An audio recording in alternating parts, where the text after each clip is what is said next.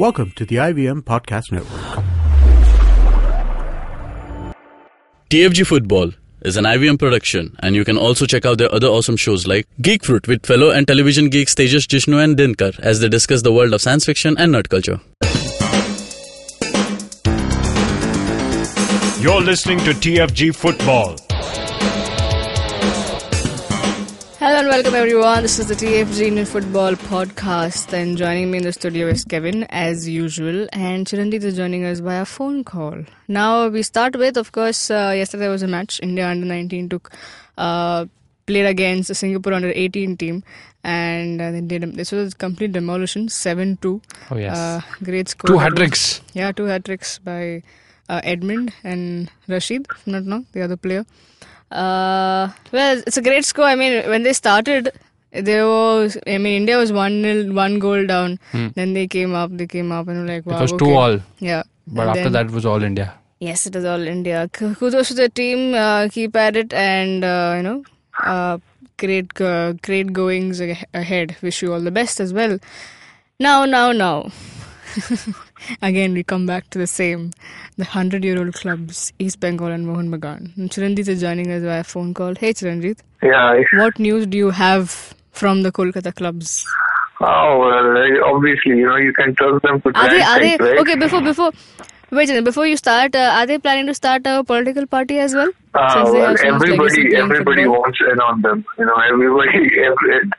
as I keep saying, East Bengal and Mohun Bagan are not like monolithic entities. They have members who have their own opinions. Some agree, some don't agree, and then they vote, and there are opposing factions, and whoever comes to power runs the club, right? And even those who are running the club, especially with ISL, there was obviously, they were divided, and it just so happened that Anjan Mitra prevailed, and he forced East Bengal and Mohun Bagan to take that war path, which they obviously failed in, right?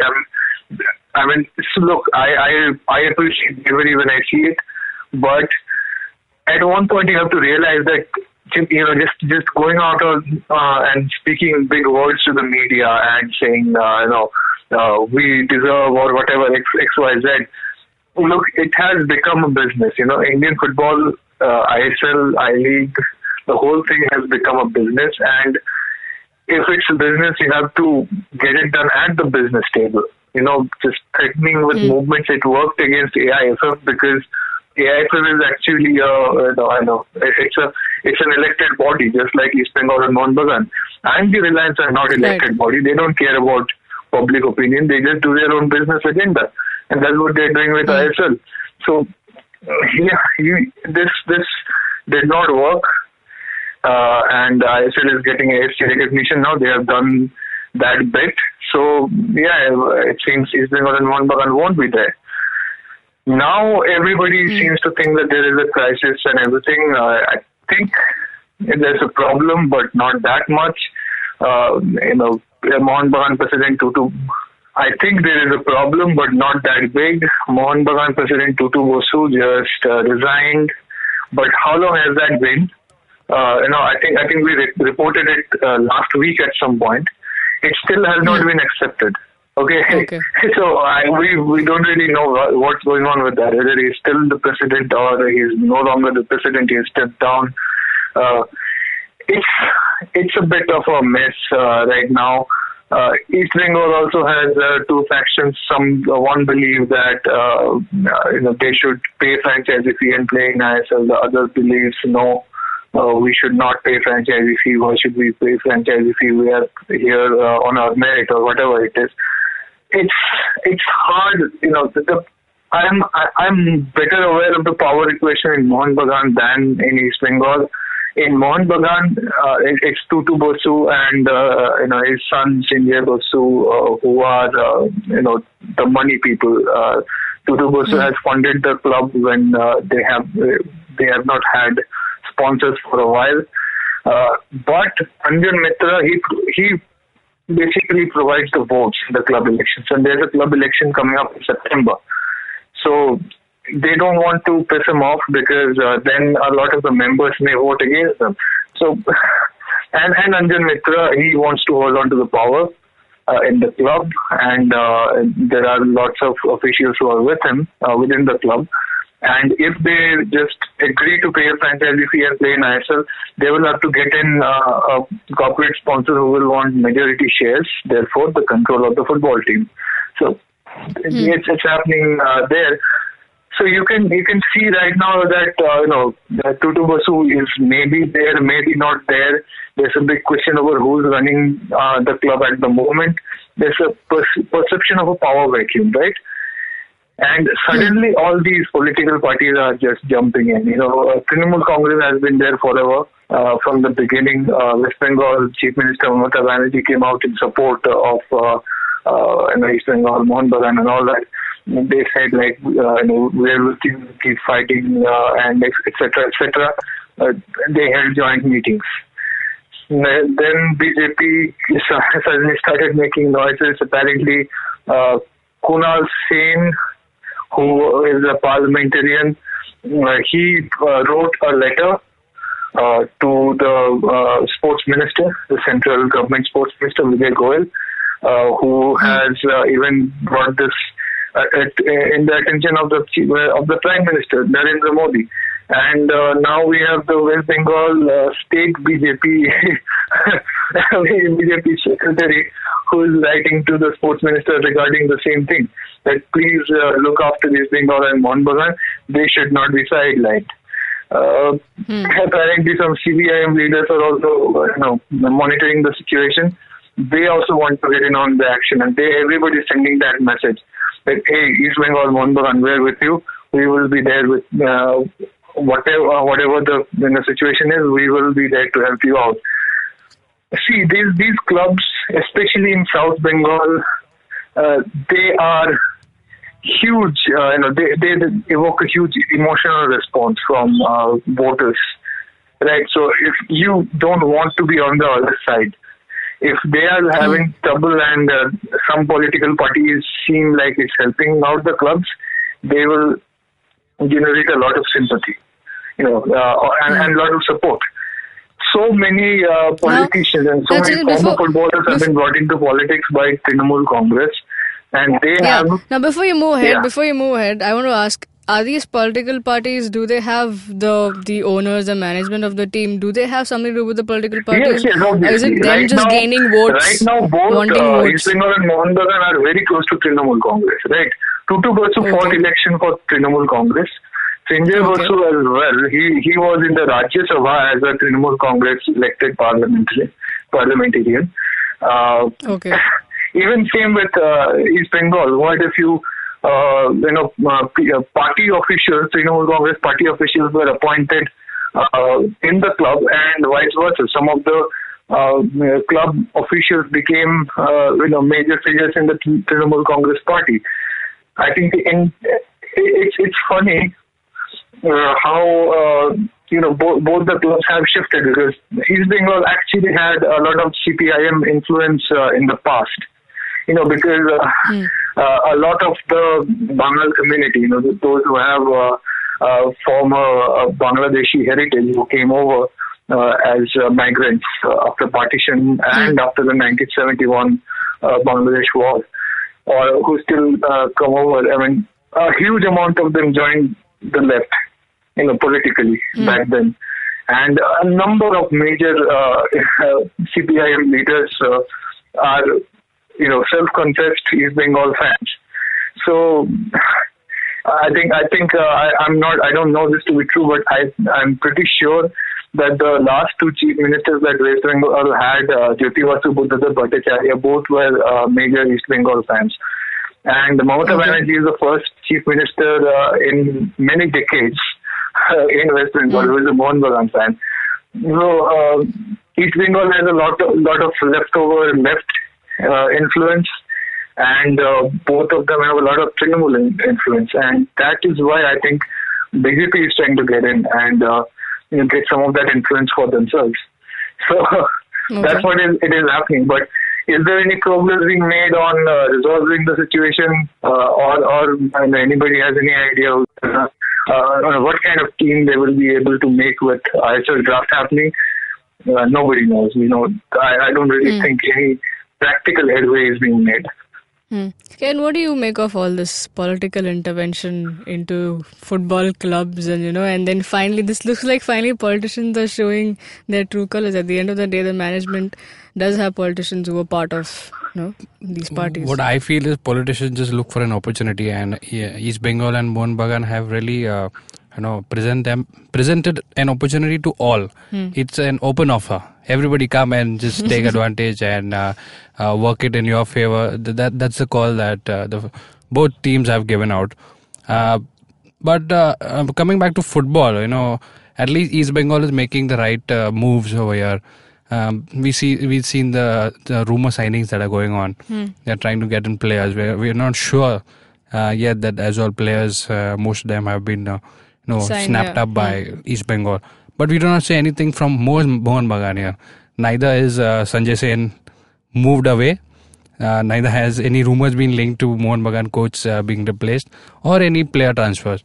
So what it means for us fans is just these two clubs are like any other clubs because they are also in the waiting queue, just like Neroka or Azol or Shillong Lajong, who might just see someone just coming their way and helping them out to get to the ISL if they want to.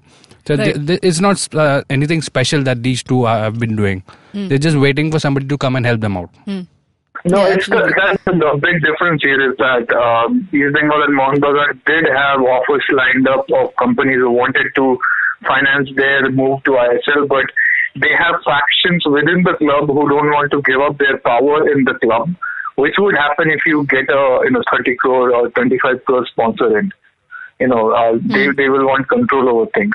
So yeah, the big thing that if there are sponsors waiting.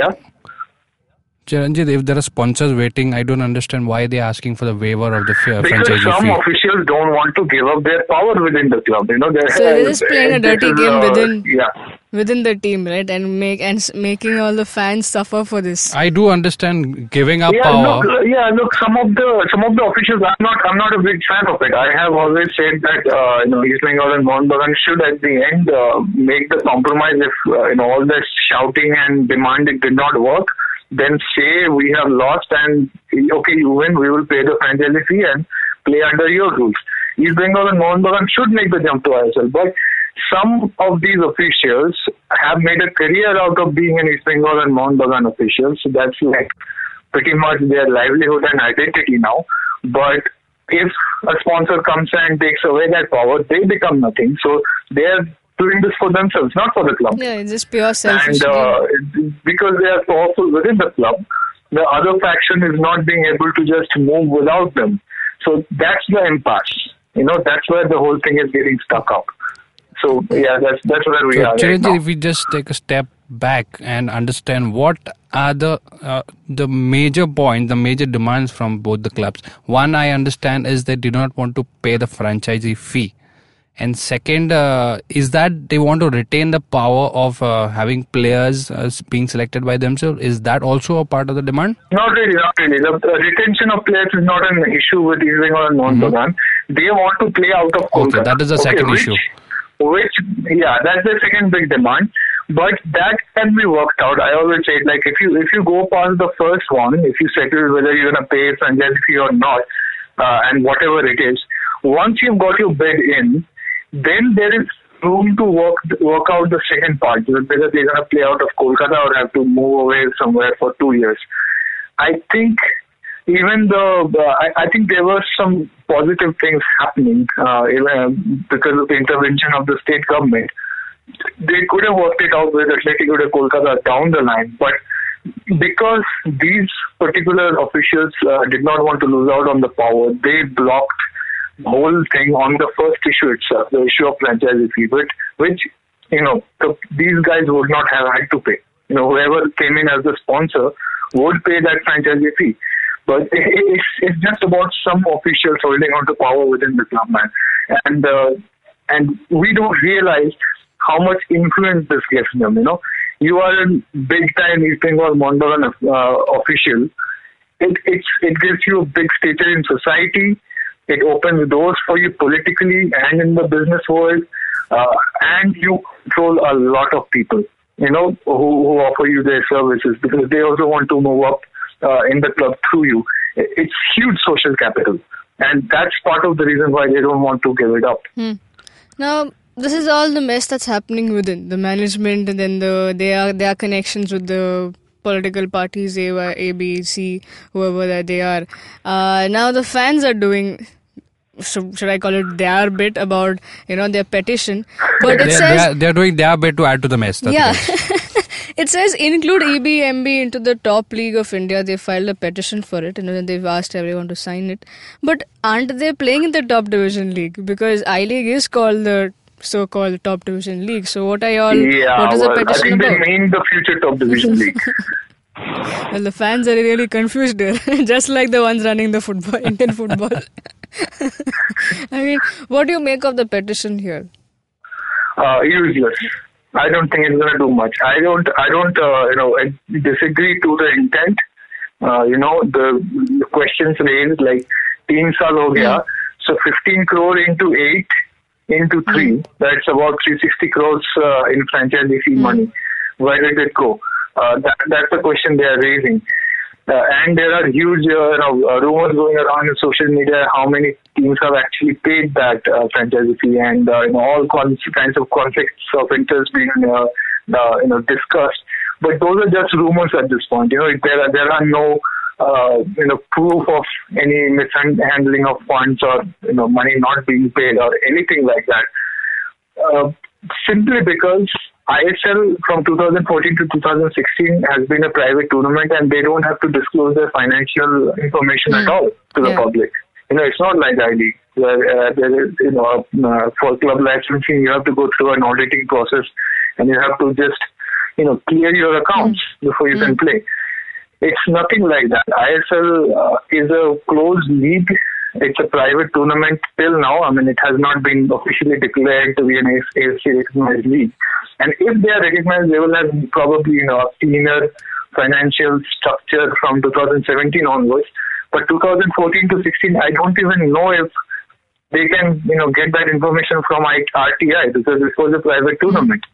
So what they are trying to do, these fans, there are I think 2 or 3 fan groups who are doing this together. But they have filed, they have put in a notice for RTI. They want the financial details, and depending on what reply comes within 1 month, they want to file a public interest litigation.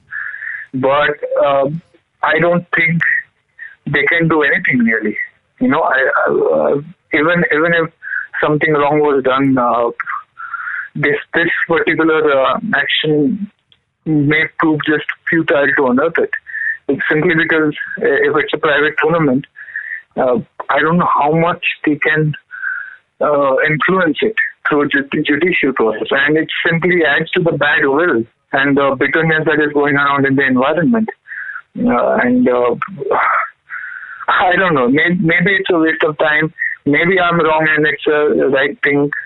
I just don't see how it can help at this moment, Yeah, I think you make a fair point, because the ones actually who have the power to do so are finding themselves helpless because they are also fighting. No. Just look at it this way. They are pointing fingers at IMG Reliance and ISL and AIFF. Or wait, I just saw one of them talk. They want to name, they want to file the PIL against the AIFF, not IMG Reliance even. Okay, but we all know that IMG Reliance controls ISL, not AIFF. So I don't know what logic is there. But they are pointing fingers at ISL, and at the same time, their goal is to get East Bengal and Mohun Bagan into ISL. What is that? I really don't see, exactly what they're trying to play at here. I mean, it's all at the end of the day a clueless and an endless mess, where there is nothing at the end of the day. If we fall into the same zone to square one, saying, okay, what's going to happen? Where are the players going to play? Where are the teams going to be? What is the league going to be called? So it's all a mess, and it's all funny. I mean, at the same time, ridiculous. Because at the end of the day, when a fan is trying, we've been saying this every day, and in all our shows, that and somebody really tries and takes interest in something, and that's when you kill it. You're like, okay, now what? I was trying to learn, I was trying to understand, but you just don't give me the room and space to do that. Now we shall bring you all the updates regarding this, because there are endless off the field action happening, and we'll get it to you every day. Now follow the TFG Twitter handle, this TFG Football, where you get to know everything about Indian football. Also read about the stories on our website, thefangarage.com. If you're listening to us on YouTube, then please do the honors. Like, share, subscribe to our channel, hit the bell icon so you get updates of our new episode. You can also talk to us directly. Now, if you want to talk to Chiranjit about anything about this EBMB mess, you can talk to him directly on Twitter, Chiranjit Oja, Boza_Kevin, Suju Matthew 94. Have a great day, folks. Enjoy. Come back to us tomorrow. Cheers.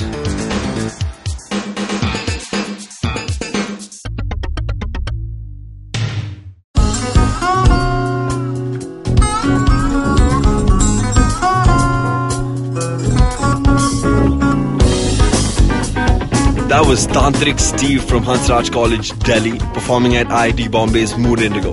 Just like them, there's a lot of new talent and art coming out of colleges all across India, but unfortunately most of this goes completely unnoticed or ignored. To fix this, we started atkt.in. Hi, I'm Ankur, I'm a musician and a rapper, and I found that one of the best things about being an artist myself is finding new talent.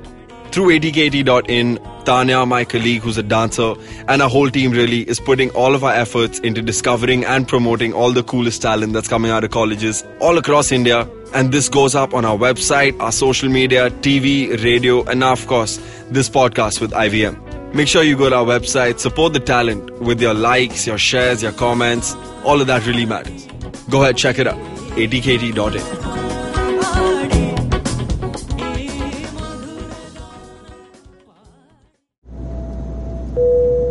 Good evening, ladies and gentlemen. This is your captain speaking. Sorry to say, but there's been a slight delay due to the apocalypse having suddenly begun. As you can see, there's death, destruction, and chaos taking place all around us.